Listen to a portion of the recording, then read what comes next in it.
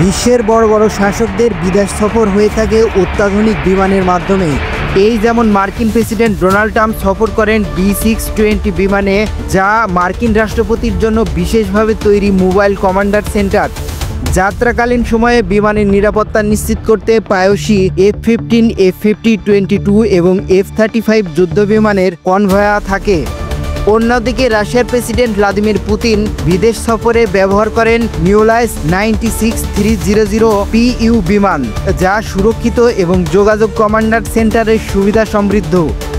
তবে উত্তর কোরিয়ার প্রেসিডেন্ট কিম জং উনের সফর সম্পূর্ণ ভিন্ন। তিনি রাশিয়া ও চীনের সঙ্গে ঘনিষ্ঠ কূটনীতিক সফরে বিমান নয়, বরং বিশেষ সাজোয়া ট্রেন ব্যবহার করেন। তবে এটি কোনো সাধারণ ট্রেন নয়, বরং এটি মোবাইল কমান্ডার সেন্টার, যার নিরাপত্তা, বিলাসিতা এবং সামরিক নিরাপত্তা প্রস্তুতিতে সমৃদ্ধ। কিমের পরিবারের ট্রেন ভ্রমণের ঐতিহ্য শুরু মূলত কিমের দাদা কিম ইয়াংসাংয়ের সময় থেকে।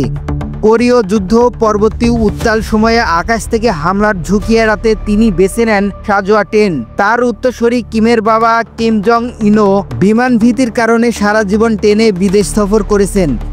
এই ঐতিহ্য ধরে রেখেছেন কিম জং উনও। ফলে ট্রেনটি কেবল যাতায়াতের মাধ্যম নয়, বরং কিম শাসন ব্যবস্থার প্রতীকী শক্তি। কিমের এই ট্রেনটি মূলত একটি চলমান দুর্গ।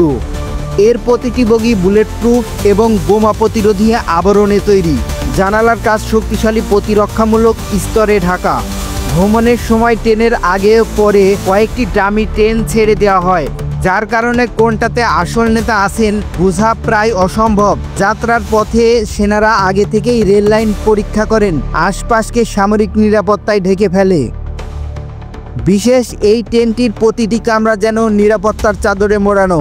রয়েছে শক্তিশালী আকাশ প্রতিরক্ষা ব্যবস্থা, যেন আকাশ থেকে হামলা হলে ট্রেন থেকেই প্রতিহত করা যায়। রয়েছে হেলিকপ্টার ব্যবস্থাও, যেন হামলা হলে নিরাপদ স্থান ত্যাগ করতে পারেন কিম। এছাড়াও কিমের পুরো যাত্রাপথে আশেপাশে ঘিরে থাকে কঠোর নিরাপত্তা ব্যবস্থা। আর নিরাপত্তা ব্যবস্থার সুবিধা থাকার কারণেই এই ট্রেনের গতি হয়ে থাকে প্রায় প্রতি ঘন্টায় সর্বোচ্চ 40 থেকে 60 কিলোমিটার।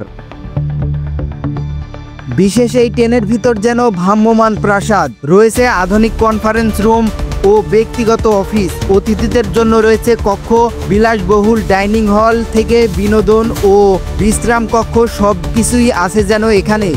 এছাড়াও ফরাসি ওয়েট থেকে শুরু করে ইউরোপের খাবার আয়োজন থাকে সবসময়। রয়েছে বড় আকারের টিভি স্ক্রিন, দামি আসবাবপত্র, এমনকি চিকিৎসা কক্ষ রয়েছে জরুরি সেবার জন্য। কিমের এই ট্রেন কেবল আরামদায়ক পরিবহন নয়, এটি একটি mobile commander center. Satellite phone ও অ্যাক্টিভ যোগাযোগ ব্যবস্থার মাধ্যমে তিনি যে কোনো সময় পিয়ংইয়ং বা সেনা দপ্তরের সঙ্গে যোগাযোগ রাখতে পারেন। অর্থাৎ ট্রেনে চললেও রাষ্ট্র পরিচালনা ও সামরিক নির্দেশনায় কোনো বাধা থাকে না। এছাড়া যেখানে ট্রেন থামে সেখানে আগ থেকেই মোতায়েন করা হয় নিরাপত্তা বাহিনী।